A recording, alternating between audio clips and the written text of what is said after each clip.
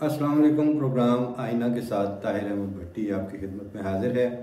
मेरे पास आज माइक नहीं है और फ्रंट कैम है, तो ऑडियो और विजुअल दोनों की क्वालिटी अगर कॉम्प्रोमाइज़्ड हुई तो उस कॉम्प्रोमाइज़ में आप भी साथ दीजिएगा।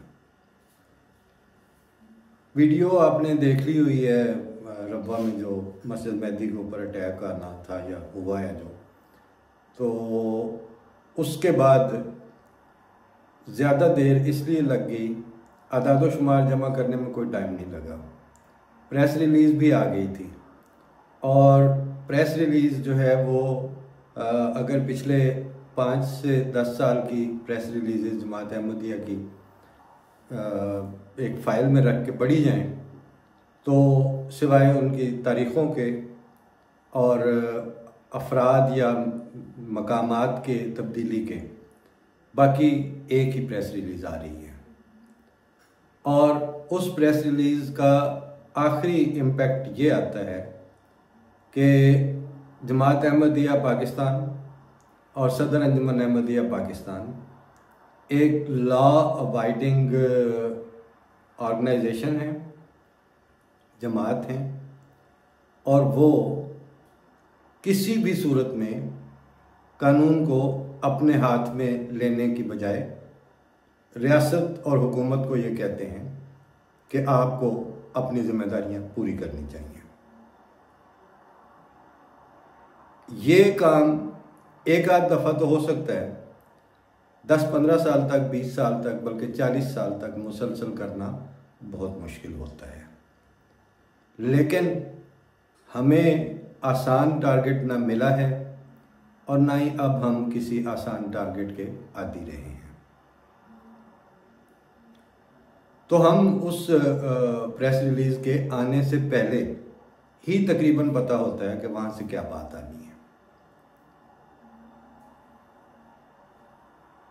एज अ बॉर्न अहमदी हम उसी प्रेस रिलीज़ के पीछे ही खड़े होते हैं।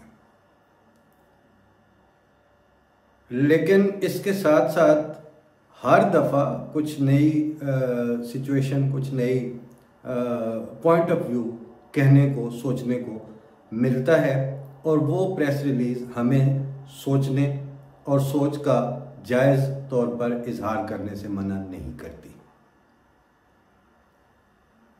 एक सवाल, मतलब इस आज की गुफ्तगू जो है वो उसके सीधे सीधे 2 हिस्से हैं। आधी उनसे मुताल्लिक और उनसे मुखातिब है जिन्होंने ये हरकतें की, करवाई, होने दी, और आधी उनसे मुताल्लिक है जिनके साथ ये वाक़यात मुसलसल हो रहे हैं।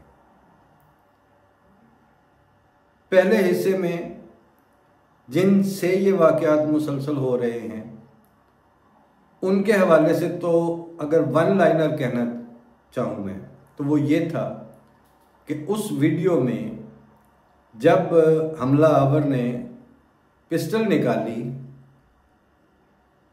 आइडियली उसी वक्त उस पर फायर हो जाना चाहिए था। और अगर आपने बहुत ही सेफ साइड लेनी थी तो जब उसने उस खंबे से 50-60 फुट के फासले पर ही पहला फायर कर दिया था आपके बंदों की तरफ जो कुर्सियों पे बैठे हुए थे, उस पहले फायर के बाद उसको जो फायर उसकी तरफ से 24 या 25 गोलियां या 15-20 राउंड फायर होने के बाद जो फायर उसको लगा है वो उसके पहले फायर के फौरन बाद उसको लगना चाहिए था। क्यों? इसलिए कि उसका मौके पे मारा जाना कतन काबिल अफसोस नहीं है और एक तरह से एक पॉइंट ऑफ सेटिस्फेक्शन है। अगर वो रब्वा के मेन चौक और उनके जो जहाँ से दफातर और इंतज़ामी स्ट्रक्चर के मुख्तलिफ शोबे, उनकी इमारतें शुरू होती हैं, एंड उस जगह पे आके वो आपको अपनी मर्जी से मार के तो फिर वो जिंदा चला जाता, तो ये पंजाबी में कहते हैं ओला लथन वाली गल सी।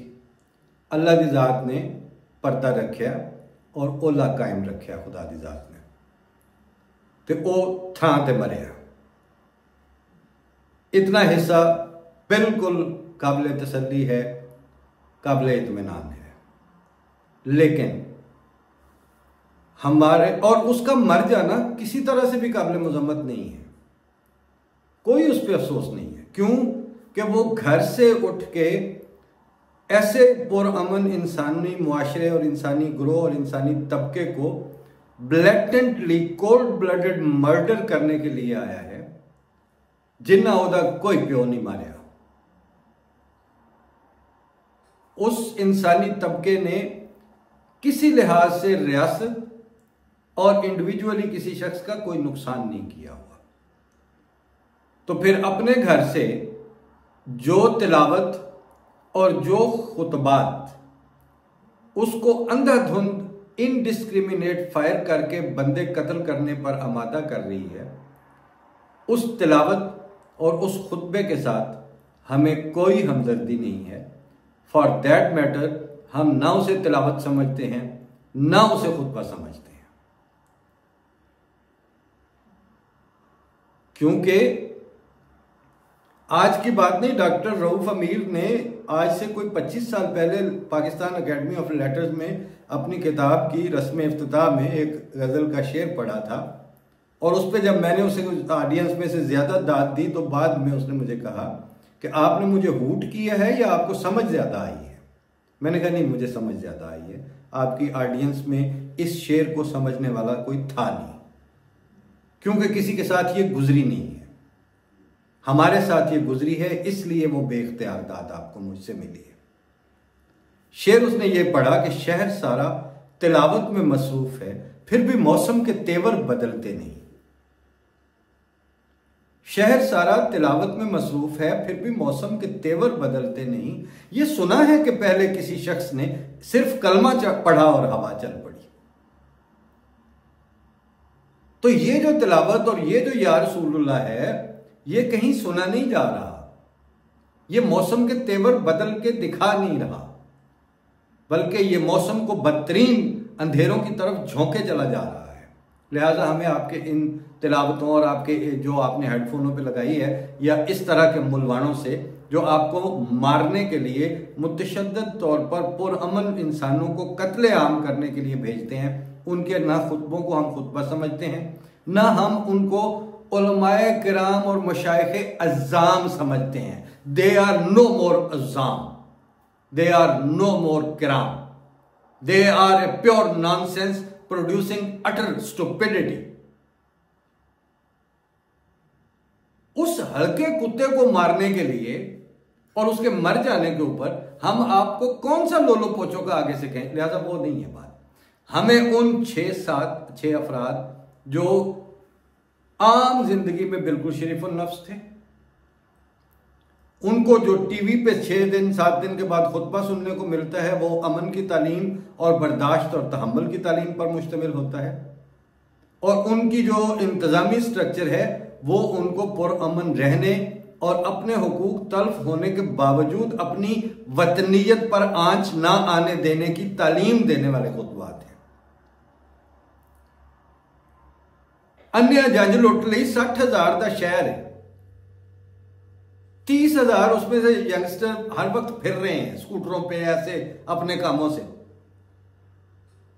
किसी की पिछले 70-80 साल में ऐसी ब्रेन वॉशिंग नहीं हो सकी कि वो जाके लाहौर में, फैसलाबाद में, सरगोदे में जाके कहीं फट के आ जाए, कहीं मार के आ जाए, इस तरह इस बेगैरत की तरह जो मर गया है, बदबख्त की तरह। इसलिए कि ये हमारा मसला नहीं है, ये हमारी अप्रोच नहीं है। चूंकि हमारी ये अप्रोच नहीं है तो क्या अब आप हमें मिठे चौल समझ रखेंगे? यानी वही बकौलबाज लड़कों के वो कहते हैं वो बूफे लगा के रख दिया हुआ था जो सामने जिस पर उसने हमला किया। तो इसका जवाब है नहीं। हम जिंदा रहने में दिलचस्पी रखते हैं और उसकी सबसे बड़ी गवाही यह है कि हम आपके जिंदा रहने के हक को हर लेवल पर ऑनर करते हैं। आपके करीबुल मर्ग या बीमारी और जानलेवा बीमारियों में लोग हमारे हॉस्पिटल में आते हैं, बिला इम्तियाज उनको शिफा और जिंदगी की कोशिश में हम साथ देते हैं उनका। आपको कोई और नेचुरल क्लैमिटीज आती हैं, हम मजहब और फिरके और अकीदे के इख्तलाफ को मद्देनजर रखे बगैर सीधा सीधा इंसानी तौर पर आपके साथ खड़े हैं। तो फिर जब आप हमें मारने आएंगे, हमें मरने में दिलचस्पी नहीं है। हम मौत कबूल कर सकते हैं लेकिन हिमाकत के साथ नहीं। आइडियली मेरा पॉइंट ये है, और ये मेरा नहीं, ये बहुत से लोगों का है, कि उसको हमला आवर को 12-14 फायर करने की मोहलत नहीं मिलनी चाहिए थी।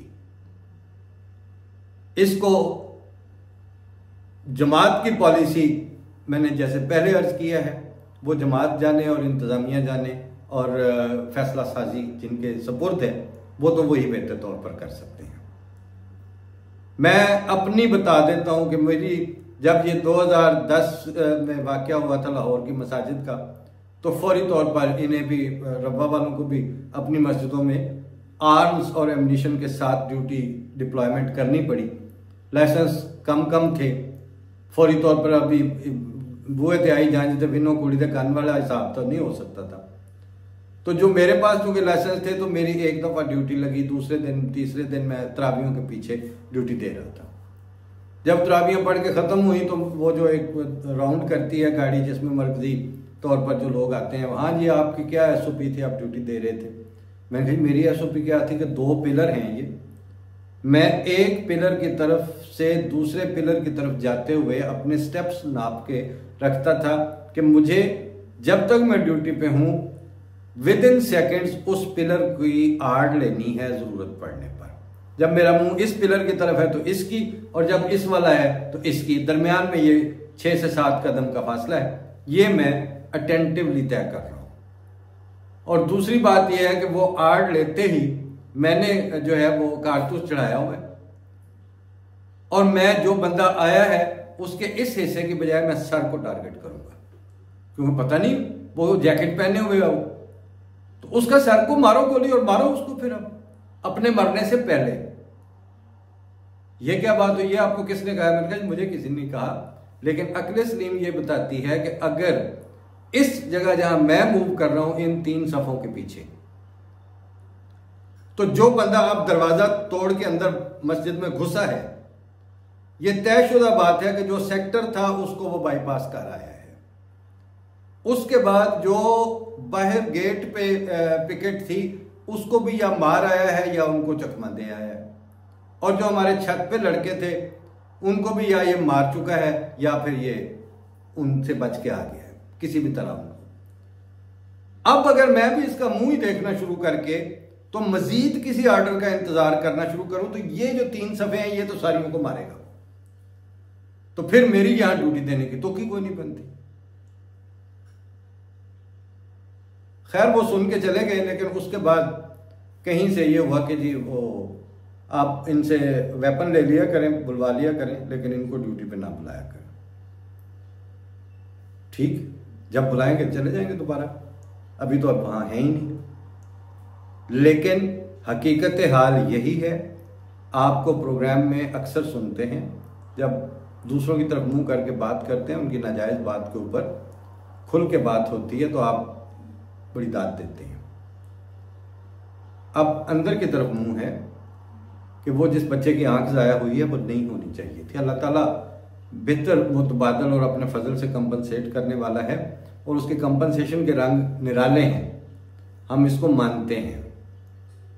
और ये बात भी मानते हैं कि अगर इसी SOP के तहत वो जो बाहर वाली फ्रंट लाइन है उसे मतलब अनआर्म्ड और गैर मुसल्लह तरीके से मरना है, तो जो अगर वो इंतजामी और जमाती फैसला है तो वो जाहिर है हाजिर है, लेकिन तज्जिया जो है वो बेलाग होता है और वो थोड़ा सा बेलिहाज भी होता है। तज्जिया ये कहता है अक्ल सलीम भी यही कहती है कि वो आपके घर आ चुका था, 2 घंटे पहले से आके उसकी गाड़ी खड़ी है, वो बहुत सी चीज़ों को वो बाईपास कर आया है, उन बाईपास हो जाने की रीजंस भी सामने की हैं। अब अगर उसने जब पिस्टल निकाल लिया है तो कहीं ना कहीं डिप्लॉयमेंट और ड्यूटी का मतलब ये होना चाहिए था कि उसको पहला फायर करने की मोहलत ना मिलती, और अगर उसने पहला फायर कर लिया था तो 10-12 फायर करने के बाद उसे फायर लगना एक्सेप्टेबल नहीं है सिक्योरिटी पॉइंट ऑफ व्यू से। अच्छा, ये बात होने के बाद अब जरा मुंह करें ना दूसरों की तरफ। हम जमात अहमदिया पाकिस्तान बनने के साथ ही आई थी। इसके अलावा जितनी मजहबी जमातें हैं, वो तहरीक ख़त्म नबूवत हो, वो जमात इस्लामी हो, वो देवबंदों के धड़े हों, वो सुन्नी तहरीक हो, वो आज़म तारक वाली सिपाही सहाबा हो, वो अहले तशय्युअ की सिपाही मोहम्मद हो, या वो आज के ज़माने की तहरीक तालिबान पाकिस्तान हो, या फिर वो यही तहरीक लब्बैक हो, इन सारों की पैदाइश किसी की 10 साल, किसी की 5 साल, किसी की 15 साल पहले हो रही है, और बाज़ की पाकिस्तान बनने के 10-15 साल बाद। जमात इस्लामी के अमीर को इंपोर्ट किया गया था इंडिया से, मौदूदी साहब को। अताउल्लाह शाह बुखारी मजलिस एरारुल हिंद का डिसमेंबर्ड किस्म का कैरेक्टर था, मुल्तान में आके कुछ अरसा बैठा रहा, उसको दोबारा अपनी जगह बनाने के लिए एंटी अहमदिया राइट्स और 53 और 74 के फसादात जिन चीज़ों की बुनियाद बने, उन्होंने उसको रास्ता दिया। दौलताना का प्यो उसको कादियान लेके गया था, लेकिन हम जमात अहमदिया मुस्लिम लीग के फतेह मोहम्मद सियाल के इलेक्शन से लेके आज तक हम जीना मरना मुस्लिम लीग और पाकिस्तान के साथ और कायदे आजम के पाकिस्तान के साथ रखते आए हैं। इसीलिए पाकिस्तान में सबसे पहले जो मजहबी जमात ऑफिशियली रजिस्टर हुई है वो सदर अंजुमन अहमदिया पाकिस्तान थी और है। उसके बाद हमने जिस वक्त आपको 48 की पहली मुसल्लह मदद चाहिए थी, वो फुरकान बटालियन जमात अहमदिया पाकिस्तान ने दी थी। आपको इंतजामी तौर पर अगर उस वक्त इस लेवल पर बंदा चाहिए था कि बंदा एक था और उसको पोस्टें आपने 3 ऑफर की थी। वजीर आला पंजाब के लिए भी आपको ज़फरुल्लाह खान ही चाहिए था, चीफ जस्टिस ऑफ पाकिस्तान के लिए भी ज़फरुल्लाह खान चाहिए था, और फॉरेन मिनिस्टर के तौर पर भी ज़फरुल्लाह खान चाहिए था।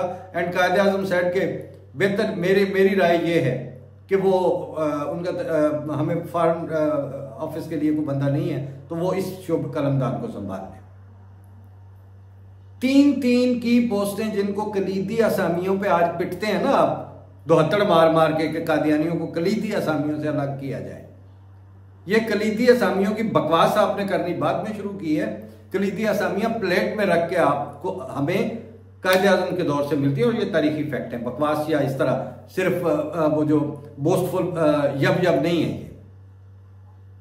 तो हम पाकिस्तान के साथ ही आए थे, हम पाकिस्तान में जहेज में आए हुए जमात हैं, हम उतने ही पाकिस्तान के साथ वाबस्तगी और ओरिजिनली अटैचमेंट के दावेदार हैं जितनी पाकिस्तान खुद अपने लिए कोई भी किसी भी पहलू से बात कर सकता है। फिर आज की बातों में आज आपके जो आर्मी एस्टेब्लिशमेंट फलाने चीफ, ये आज की आपकी गिद्दटपोशियां हैं। हमने इब्तदाई तौर पर 65 में सारे मुहाजों को विनिंग पॉइंट पे रख के उस लेवल पर अभी भी छावनियों में जाके नाम पड़े ना, जो ब्रिगेडियर इफ्तिखार जजुआ और ये सारे, ये उन्हीं के नाम हैं, ये उन्हीं कादियानियों के हैं जिनके लिए अब ये रास्ते बंद हैं। लिहाजा हम बाहर से इम्प्लांटेड नहीं हैं और हमें अंदर से भी नर्सरी की तरह ग्रो नहीं किया गया। हम पहले से इस लेवल पर ग्रोन थे कि पंजाब के अंग्रेज गवर्नर को खलीफतुल मसीह सानी जो है वो ललकार के कह रहे थे कि इस बात से हमें इत्तफाक नहीं है। और अंग्रेज गवर्नर पाकिस्तान पंजाब इंडिया का पंजाब का वो सर जफरुल्लाह खान को बीच में डाल के कहता था कि मिर्जा साहब को कहो कि अब खुतबों में बात करनी है, अब बंद कर दें। जो लेवल आज आप ढूंढ रहे हैं हम इस लेवल को साथ लेके आए थे।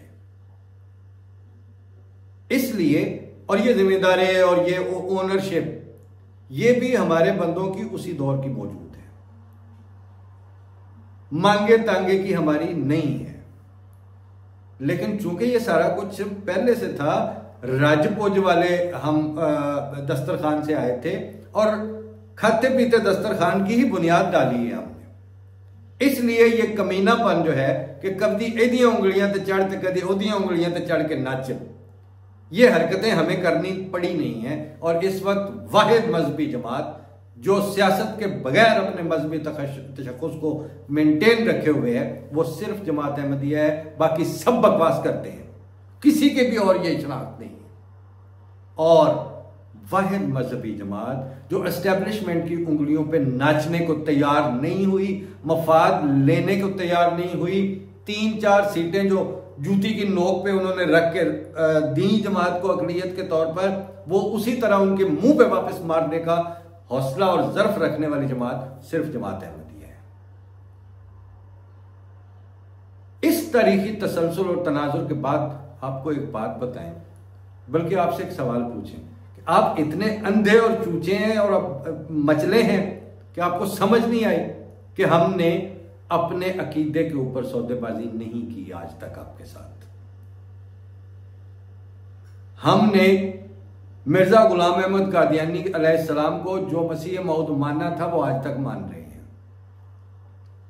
हम उनके बाद उनके खुलफा की वो लौरी शौरी वाले खाते में नहीं, हम कादियानी अहमदी जमात वाले, हम खुलफा को खुद उसके तसलसल और क़यामत तक खुदा ताला की पेशगोइयों का मिसदाक खलीफा समझ के मानते हैं और हम उस पर कायम हैं। हमें आपने काफिर करार दिया लेकिन हम अपने आप को मुसलमान समझते हैं। और मौके की बात होती है जिस दिन आपने वहां लाहौर में 2 जगह क़यामत बर्पा की थी, तो गवर्नर पंजाब के बैठे हुए मिर्जा गुलाम अहमद साहब जो उस वक्त गए हुए थे जमाती तौर पर सदर अंजुमन के नुमाइंदे के तौर पर, उन्होंने क्या कहा था? सहाफी भी बैठे थे, गवर्नर भी बैठा था, आईनी गवर्नर। उन्होंने कहा मैं खुदा के फजल से, हम खुदा के फजल से मुसलमान हैं, आप चाहें तो जाके गड़ी शव थाने में मेरे खिलाफ पर्चा दे दें। ये जो आपकी बाकी बकवास है ना कि ये अपने आप को ये नहीं कह सकते, कलमा नहीं पढ़ सकते, फला नहीं कर सकते, ये सकते सकते आपके सकते हैं, हमारा सकता ये नहीं है। हाँ, हम ये जानते हैं कि आप अपने गल मुसीबत पा चुके हैं और खुदा ने आपके गले ये सब कुछ डाला हुआ है। एन उस वक्त जब ये रब्बा में वाकया हो रहा था, 50 जो पुलिस वाले हैं वो डेरा इस्माइल खान में हमला करके उन मजहबी जमातों ने, तालिबान वालों ने, पाकिस्तान वाली तालिबान और दूसरी तालिबान डाल के वो मार रहे हैं। तो हमें पता है कि आप हमारे लिए कहां से फ्री हुए आप हमें सिक्योरिटी देने के लिए। एन उसी लम्हे में जब ये इन्फिल्ट्रेट करके रब्बा में एंटर हो रहा है ये बदबख्त मरने वाला, उस वक्त पूरा पंजाब आपने सील किया हुआ था। और किन के खिलाफ सील किया हुआ था? जो मैंने एक कॉलम में लिखा था कि अहमदियों की खातिर तो आप कभी गली का कुत्ता भी ना मारें, लेकिन आप इनको मारेंगे शिकारी उसकी तरह बैठ बैठ के ताक में। जब ये आपके गले को आएंगे तो वो आपके गले को आ गए थे तो आपने उनको मारा। लेकिन ये सारा कुछ करते हुए आप ये सोचें कि हम बाहर से नहीं आए हुए और हम पाकिस्तान छोड़ना उन मानों में कि जी है सारा कोई तुसी लो ते सान तुसी वसन नहीं देंदे ते असीं जा रहे हैं, ये नहीं हो सकता। वहां पर ना वहां पे बैठी हुई बरादरियां अहमदी इस तरह अफोर्ड कर सकती हैं, ना खरीद के बैठे हुए रब्बा की इंतजामिया ये अफोर्ड कर सकती है। तो जब ये नहीं होना तो फिर हम पे कुत्ते छोड़ने और दही डालने का जो ड्रामा है, इसको बंद होना चाहिए। और बाज़ जगहों पे हम अपने तज्जियाती और अपने जो क्या कहते हैं लाउड थिंकिंग में बातें करने के उस पर आ जाते हैं। आपने आज तक कभी गौर किया है कि 84 से लेके ऑनवर्ड आप लोगों ने जलसा सालाना रब्बा में गैदरिंग की इजाजत नहीं दी, ज़हनी तंजीमों के इज्तिमा नहीं हो सके, औरतों और बच्चों के इज्तिमा नहीं हो सके, और 60 साल या 55 साल से ये काम जो नहीं हो सका, तो बिला नागा 86 ऑनवर्ड तो क्या बनता है कि वहां पे कॉन्फ्रेंस हो और वो सारे बकवास करते हुए हमारे रब्बा में से गुजरे। 2 दफा एक मतलब नाज़िर मुरामा ही थे ना, मिर्जा खुर्शीद अहमद और मियां अहमद उनका चार्ज लेके बैठे हुए थे, तो उन्होंने इतनी बात की थी कि आपने हमें रिटर्न इजाजत दी है, आप तहरीरी इजाजत नामा मनसूख कर दें, हम इज्तिमा बंद कर देते। कहते तहरीरी नहीं देना, कहते तहरीरी नहीं देना तो बंद नहीं करना, कहते हम आपको बंद कर देंगे अगर आप इज्तिमा दोनों का कर दो। वो दोवें भरा गए ना जेल, जो तस्वीरें में देखते हो ना मियां खुर्शीद तो मियां अहमद दी। आज अगर ये फैसला कर लिया जाए और आपको ये बताने ही आ जाया जाए कि हमारे जो सिक्योरिटी के लैप्सेस हैं उसका बायस इंतजामी फैसले हैं आपके। दिसंबर आ रहा है, 26 तारीख 28 दिसंबर की तारीख हमारी जलसा सालाना की कितनी पुरानी है। तो जिस दिन जब सवाल तो इनसे बनता है ना रियासत से, कैसी करने लगे हैं जलसा, जाहिर है उन्होंने कहना आपको इजाजत नहीं है। हमने कहा कि बिल्कुल ठीक है, नहीं इजाजत ना, असी हुण 26 तारीख 28 2025 का जलसा नहीं करते, लेकिन जे 2026 ਦੇ ਵਿੱਚ ਇਹਨਾਂ ਮੁਲਵਾਣਿਆਂ ਦੇ ਜਲੂਸ ਸਾਡੇ ਰੱਬੇ ਚੋਂ ਨਿਕਲੇ, असा वो कोई नहीं कटन देगा। आ जाओ, तो जो वो जुलूस निकलने हैं, वो कॉन्फ्रेंस बिला लगा होनी है, जिनका वो शहर ही नहीं है, तो जिनका ये शहर है वो जलसा क्यों ना करे, आ जाओ फिर असीम करने लगे। इसके लिए आ जाओ, किनू किनू किनू बंद करना है। ये सारी बातें हमें आती हैं, मैं कर रहा हूं तो जो इंतजामी तौर पर जिम्मेदार है समझ तो उनको भी आती है ना। लेकिन जब आपको किसी जगह पे भी हम मुश्किल वो नहीं दे रहे, हम अपनी अजानों के लिए सनद ले आए हैं कि अजान के बगैर नमाज होती रही है मक्के में।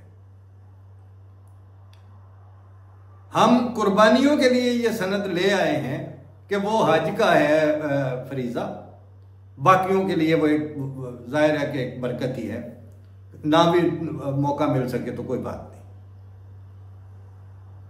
वरना बकरा ज़बह करना हुए रब्बे दे विच की किसी ने आखना तो की करना उसे की है।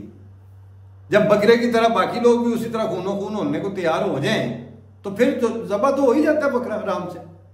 लेकिन ये तमाशबीनी आप लोगों के साथ हमने नहीं बनने दी। अब आपको भी शर्म आनी चाहिए और आपको अपना हक अदा करना चाहिए, और उसकी इब्तदा आप यहां से कर सकते हैं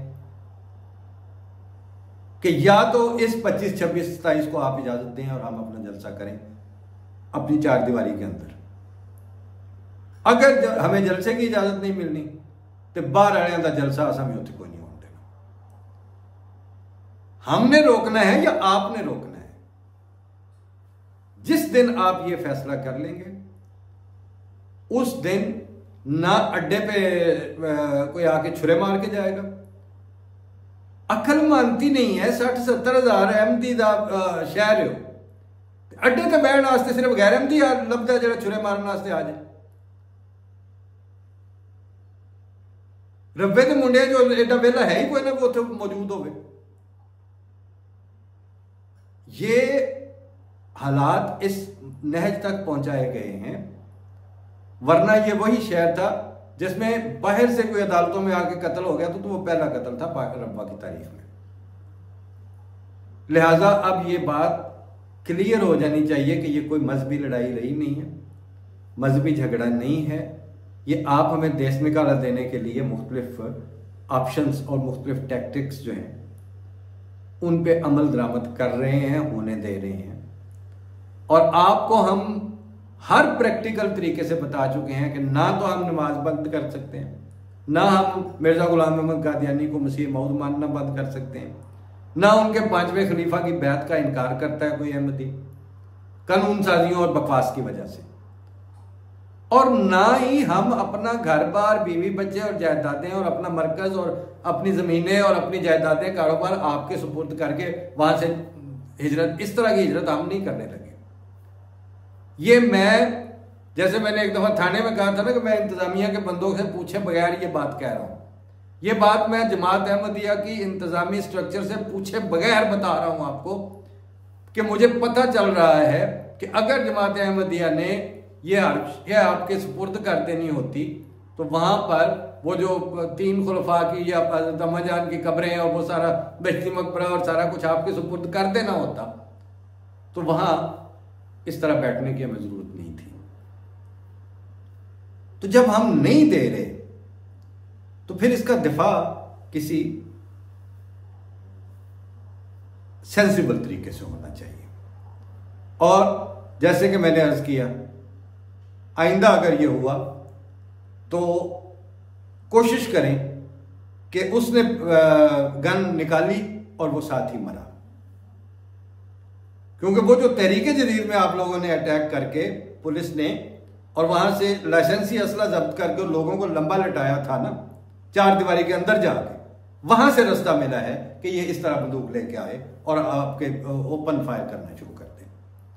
अहमदियों ने भी उस कुकड़ी का खुरा जिस दिन निकाल लिया, उसी दिन जाके ये इनको नथ बजनी है, इनको मैसेज जाएगा।